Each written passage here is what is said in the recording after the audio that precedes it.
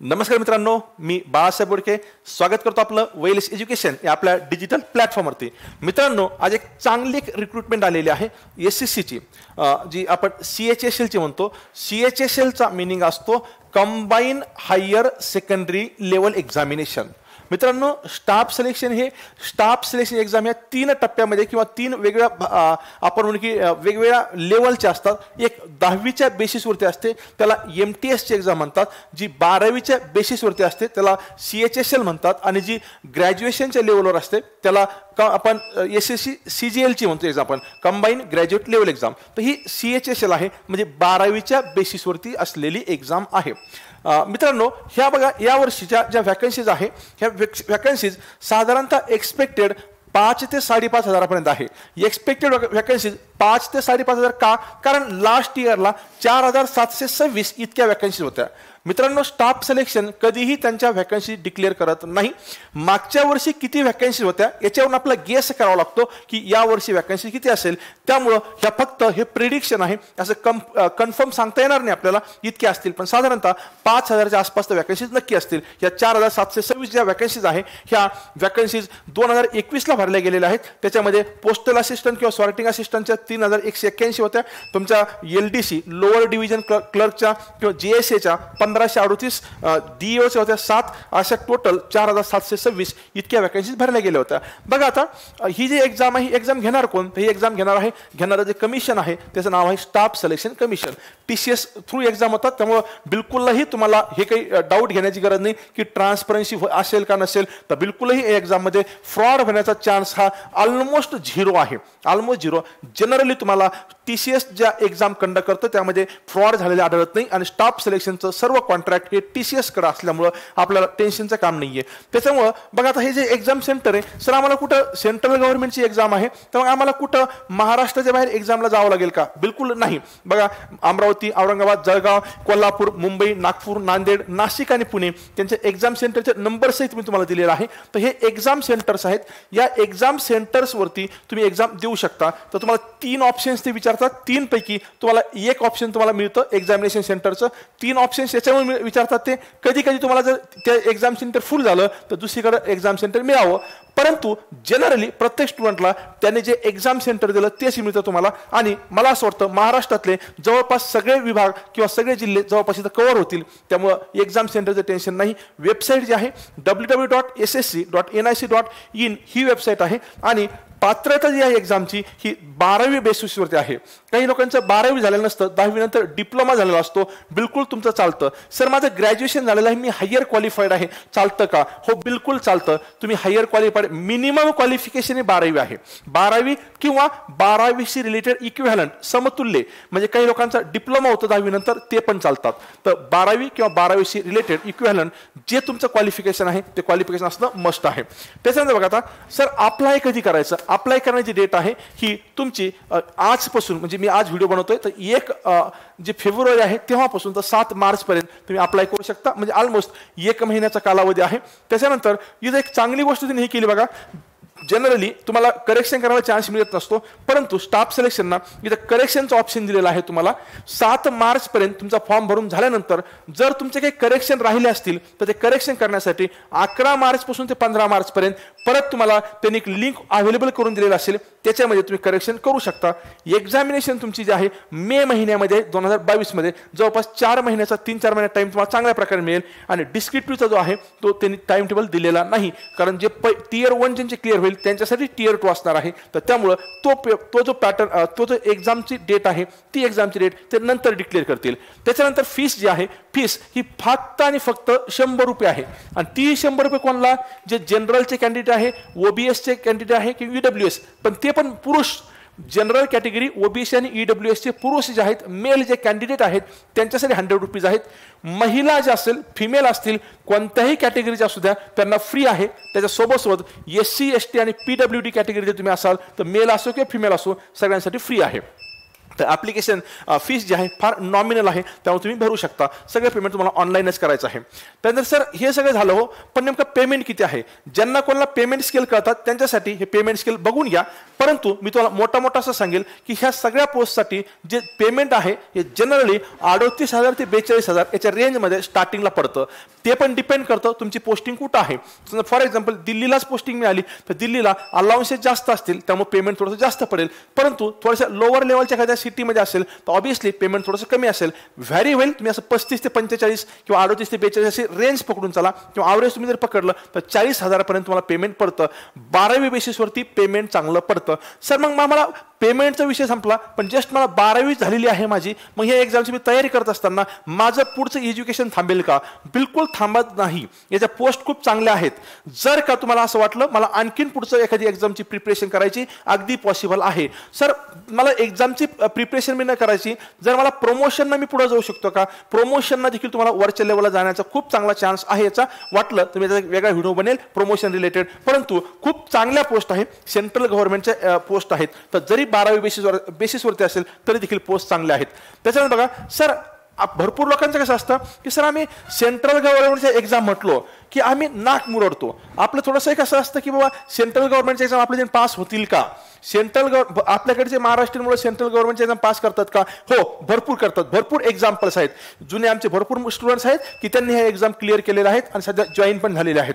तर बिलकुल नाक मुरडू नका. बरं, मला असं म्हणायचं, एक्झाम हे बघा, आता मी व्हिडिओ बनवतोय याचा अर्थ तुम्ही अप्लाय करावंच असं बिलकुल नाहीये. मी तुम्हाला असं त्याच्याबद्दल हे असं म्हणणार नाहीये की तुम्ही अप्लाय कराच, पण अप्लाय न करण्यासाठी तुमच्याकडे रिझन पण असले पाहिजे. जसं आता सेंट्रल गव्हर्नमेंटची एक्झाम आहे, तर अप्लाय करण्याच्या अगोदर पहिल्यांदा कट ऑफ बघा. मागच्या वर्षी कट ऑफ किती लागलेले आहेत, पाठीमागच्या वर्षीचे प्रिव्हियस इयरचे क्वेश्चन बघा. आणि तुम्हाला असं वाटलं की तुम्ही नाही करू शकत म्हटलं तर ठीक आहे, नका करू नंतर. परंतु त्याच्या अगोदर तुम्ही हे तर बघा की तुम्हाला जमतं का नाही जमत. तर आपल्याला अगोदर बघणं गरजेचं आहे की आपण करू शकतो का नाही करू शकत. पाठीमागच्या वर्षीचा जो कट ऑफ आहे तो बघा, ओपन साठीचा आहे 141, त्यानंतर SC साठी होता 114, त्यानंतर ST साठी होता 108, OBC साठी होता 139 आणि EWS साठी 117.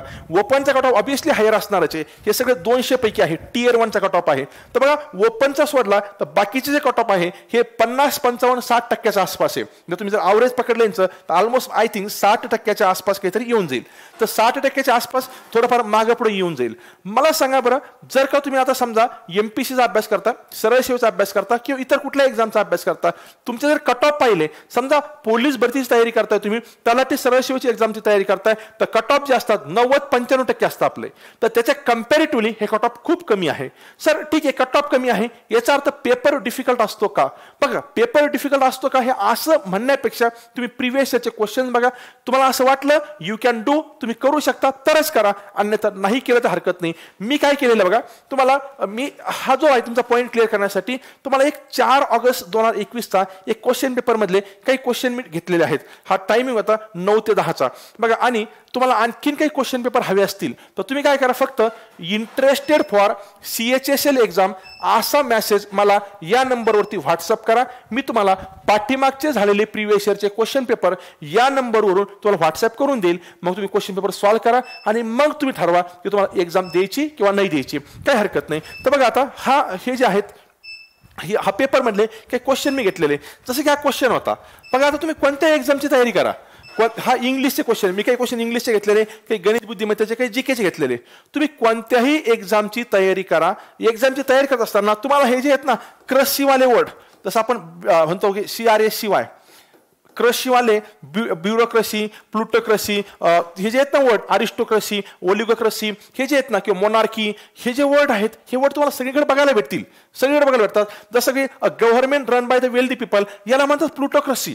तुम्ही एक्झाम कोणतीही करा, सरळ सेवेची करा, बँकिंगची करा, तुम्ही स्टाफ सर्जन करा, कुठल्याही एक्झामला हा सिलेबस आहे, फार जास्त डिफिकल्ट नाहीये. क्रशीवाले वर्ड्स आहेत. क्वेश्चन बघा फक्त तुम्ही असे असतात. दुसरा बघा, आता इनकरेक्टली स्पेल्ड 12व्याला काय म्हणतात हे आपण लहानपणापासून शिकतोय. त्याची स्पेलिंग TWELF असतं. एफ असतं. इथे एफ दिलेला नाहीये, तर त्यांनी इनकरेक्टली विचारला तर आन्सर तुमचा थर्ड होतं. आन्सर थर्ड होते. तुम्ही व्यवस्थित बघून घ्या की आन्सर थर्ड असायला पाहिजे. किंवा फॉर एक्झाम्पल त्यांनी काय विचारलं होता, हे एक सेंटेन्स आहे बघा. आता या ठिकाणी डिप्यूज मदर हॅज रिपीटेड आस्क हिम, बघा रिपीटेड आस्क स्कीम या ठिकाणी आस्क व्हर्ब आहे, या व्हर्बला क्वालिफाय करायला तर ॲडव्हर्ब लागतो. जसं की रिपीटेडली आस्क असं पाहिजे. सगळ्यांना कळतं हे, तुम्ही लो लेवलची जरी एक्झामची तयारी करत असाल तरी तुम्हाला कळतं हे रिपीटेडली आस्क पाहिजे. रिपीटेडली म्हणजे ॲडव्हर्ब पाहिजे, म्हणजे एरर तुमची फर्स्ट पार्टमध्ये असेल. म्हणजे अशा प्रकारचे क्वेश्चन्स असतात इंग्लिशला. ठीक आहे, मी माझ्या घरून घेतलेले नाही, पाठीमागचेच प्रिव्हियस इयरचे क्वेश्चन घेतलेले आहेत, तुम्ही बघू शकता. आणि अशाचे कट ऑफ साधारणतः 55 ते 60च्या आसपास लागतात. मला असं वाटतं हे क्वेश्चन तुमच्यापैकी भरपूर लोकांना काही न करताही कळत असतील.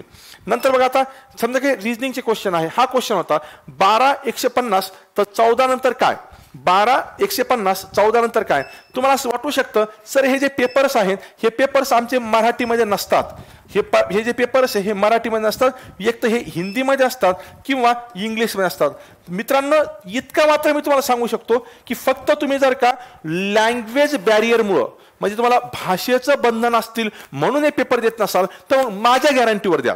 हा तुम्हाला तुमची लेवल लो वाटत असेल तर चॉईस तुमची असेल, परंतु फक्त भाषेचं बंधन आहे, फक्त तुम्हाला लँग्वेज डिफिकल्ट वाटते किंवा लँग्वेज हिंदी आहे किंवा इंग्लिश आहे याच्यामुळे तुम्ही देत नसाल तर माझ्या गॅरंटीवर तुम्ही फॉर्म भरा, बिलकुल भरा. बिलकुल आतापर्यंत आपण कोणालाही मिसगाईड केलेलं नाही आणि तुम्हालाही करणार नाही. फक्त भाषेचं बंधन असेल तर गरज नाही. भरपूर साऱ्या स्टाफ सिलेक्शन क्वेश्चनला भाषेची गरज पडत नाही.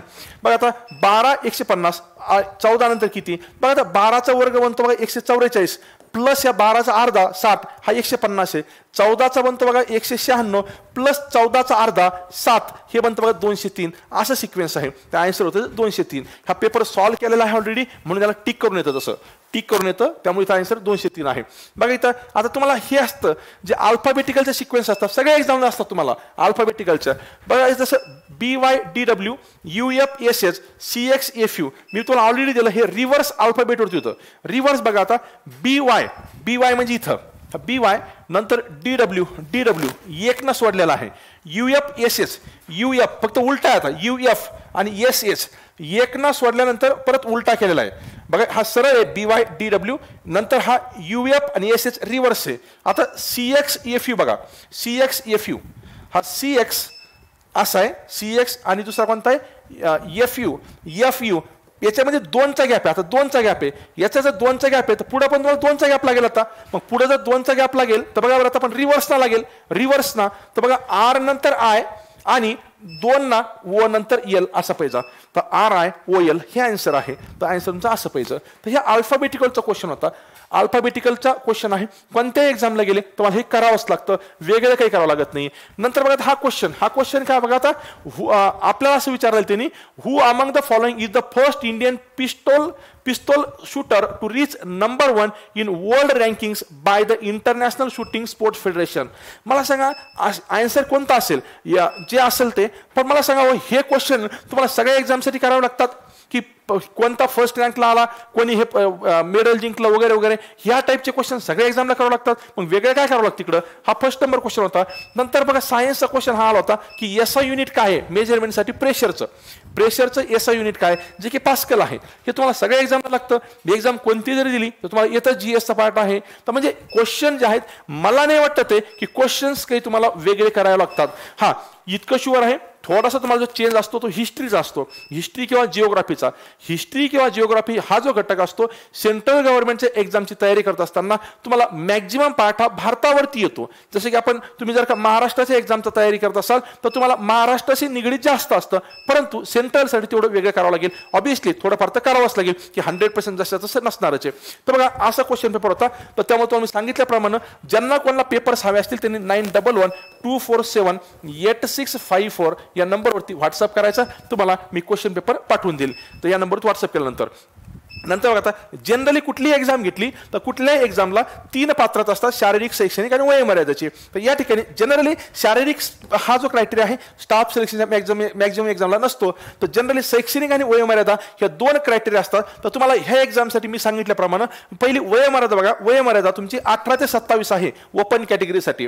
तुम्ही जर का OBC असाल तर +3 म्हणजे 30 वर्षापर्यंत तुम्ही फॉर्म भरू शकता. SC ST असाल तर तुम्हाला +5चा एज रिलॅक्सेशन असतं. आणि जर तुम्ही हँडिकॅप असाल, जर तुम्ही ओपन मधले हँडिकॅप असाल तर तुम्हाला 27 + 10 37 पर्यंत. जर का तुम्ही OBCचे हँडिकॅप असाल तर तुम्हाला 30 + 10 40 आणि SC ST मध्ये असाल तर तुम्हाला हे 40 हे किती 32 + 10 42 अशा प्रकारचं एज रिलॅक्सेशन भेटू शकतं. तुमचं हे वय जे कंप्लीट पाहिजे ते 1/1/2022 पर्यंत पाहिजे. डेट दिले तुम्हाला त्यांनी कोणत्या डेटवरती एज कंप्लीट पाहिजे तर येस तुमचं 1/1/2022 म्हणजे 1 जानेवारी 2022 पर्यंत तुमचं वय इतकं असायला पाहिजे.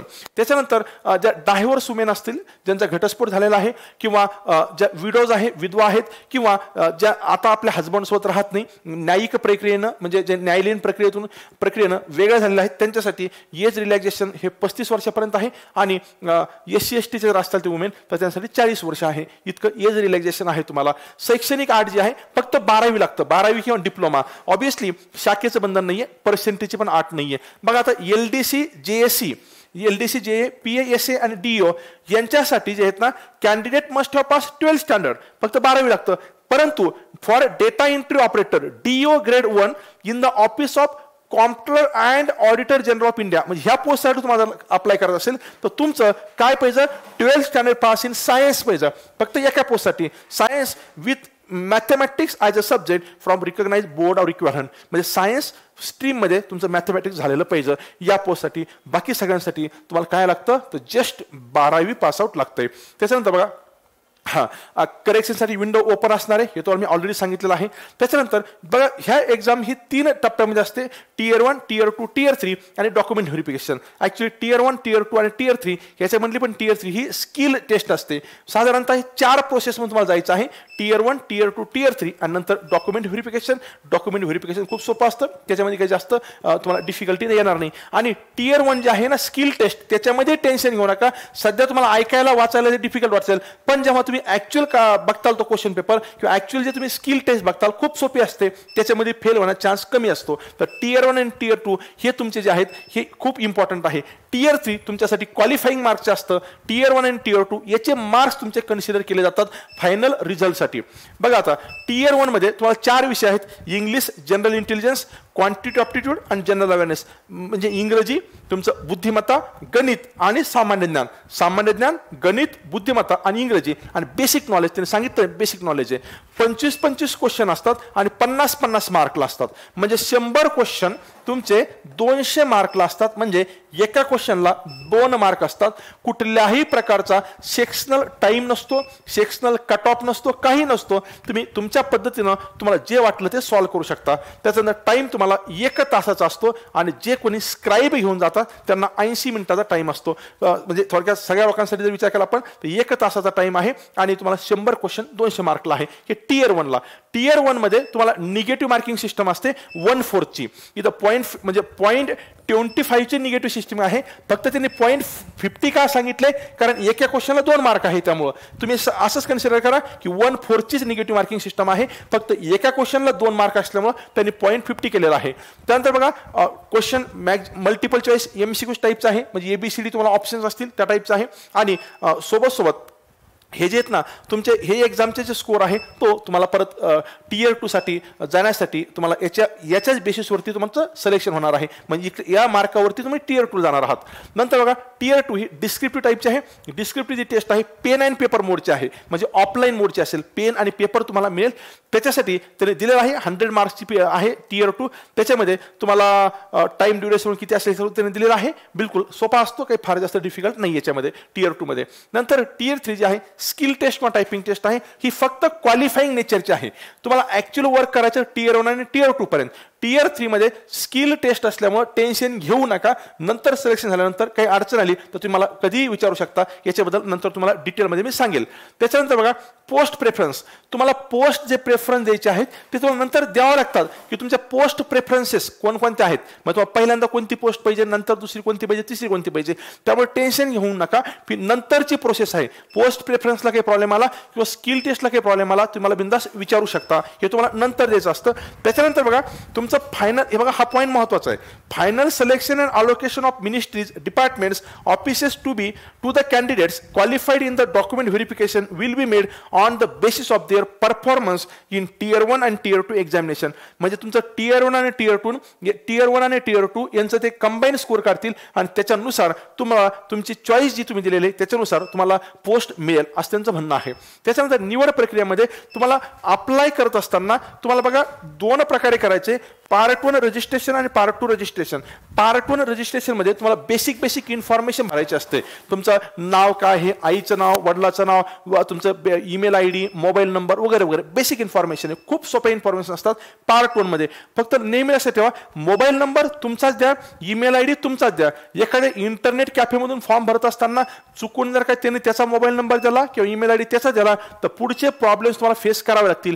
तुमचा मोबाईल नंबर पाहिजे, तुमचा ईमेल आयडी पाहिजे. त्याच्या सोबत तुमचं जे नाव आहे, तुमचं, तुमच्या आईचं, तुमच्या वडिलाचं कोणाचं नाव असेल तर 10वीचं जे सर्टिफिकेट आहे सनद, त्या सनदेनुसार पाहिजे. फॉर एक्झाम्पल काही लोकांचं नाव असतं राव मध्ये RAV असतं, काही लोकांच्या नावामध्ये RAO असतं किंवा वेगळं असतं. तर तुम्हाला जे 10वीच्या सर्टिफिकेटवरती जे नाव असतं तेच व्हॅलिड कन्सिडर केलं जातं. काही लोकांच्या नावामध्ये जर काही प्रॉब्लेम असतील टेन्शन घेऊ नका, त्याच्यामुळे तुमचा फॉर्म किंवा तुमचं सिलेक्शन रिजेक्ट होणार नाही. तुम्हाला तिथं नंतर चान्स दिला जातो, अंडरटेकिंग घेतलं जातं, त्यामुळे त्याचा काही फार मोठा इश्यू नाहीये. नंतर पार्ट 1 रजिस्ट्रेशन झाल्यानंतर पार्ट 2 रजिस्ट्रेशन मध्ये तुम्हाला एक फोटोग्राफ अपलोड करायचा असतो, साईन अपलोड करायची असते. साईन किंवा डॉक्युमेंट साईन किंवा फोटोग्राफ तुमचा अपलोड करायचा असतो. साईन किंवा फोटोग्राफ त्यांनी जे दिलेला जो फॉर्मॅट आहे त्या फॉर्मॅटमध्येच त्यांनी ऑलरेडी त्या फॉर्ममध्ये दिलेला आहे की कोणत्या प्रकारचा फोटो पाहिजे, तुमच्या सिग्नेचरची साईज किती पाहिजे, JPG पाहिजे की कोणत्या पिक्सलमध्ये पाहिजे, जो ठरवून दिलेला फॉर्मॅट आहे त्याच फॉर्मॅटमध्ये तुम्हाला भरून घ्यायचा आहे. Tier 1 आणि Tier 2 ह्या म्हणजे पार्ट 1 आणि पार्ट 2 हे 2 रजिस्ट्रेशन तुम्हाला फिलअप करायचे आहे. सर हे सगळं झालं बघा. नंतर सर व्हॅकन्सीज किती असतील, तर मी अगोदर सांगितल्याप्रमाणे व्हॅकन्सीज कधीही स्टाफ सिलेक्शन डिक्लेअर करत नाही. जर व्हॅकन्सीज डिक्लेअर करत नाही त्यामुळं मी तुम्हाला एक्झॅक्ट व्हॅकन्सी सांगू शकत नाही, पण एक्सपेक्टेड व्हॅकन्सीज ह्या म्हणजे आपण असं पकडूयात की 5 ते 5,500च्या आसपास असण्याचे चान्सेस आहेत. बघा याच्यासाठी रिलेटेड जो फॉर्म आहे, फॉर्म भरण्याची जी प्रोसेस आहे, तर तो फॉर्म भरण्याचा मी तुम्हाला एक फॉर्म भरून आपल्या यूट्यूबवरती अपलोड करेल. त्या सोबत जर का तुम्हाला काही डाऊट्स असतील तर डाऊट्स तुम्ही या व्हिडिओच्या कमेंट बॉक्समध्ये खाली टाका. त्याच्यानंतर दुसरा व्हिडिओ बनवून मी तुमचे जे काही डाऊट्स आहेत ते सगळे डाऊट्स मी तुमचे क्लिअर करेल. चालेल सर्वांनी. जर का तुम्ही अगोदर क्वेश्चन पेपर बघून तुम्हाला असं वाटलं की तुम्ही करू शकता, मला माहिती आहे तुमच्या भरपूर लोक ही गोष्ट करू शकतात, एक्झामिनेशन तुम्ही देऊ शकता, सिलेबस ऑलमोस्ट जवळपास सारखा आहे, तर होपफुली की तुम्ही एक्झाम देताल. आणि सोबत बघा भरपूर लोकांना या एक्झामबद्दल माहिती नसतं. तर जनरली आपण म्हणत नाही की आपल्या व्हिडिओला लाईक करा, शेअर करा किंवा तुम्ही चॅनलला आपल्या सबस्क्राईब करा असं म्हणत नाही, पण तुम्ही या व्हिडिओच्या केसमध्ये करू शकता कारण सेंट्रल गव्हर्नमेंटची एक्झाम आहे, अवेअरनेस वाढवायला थोडीशी मदत होईल. चालेल. Thank you very much.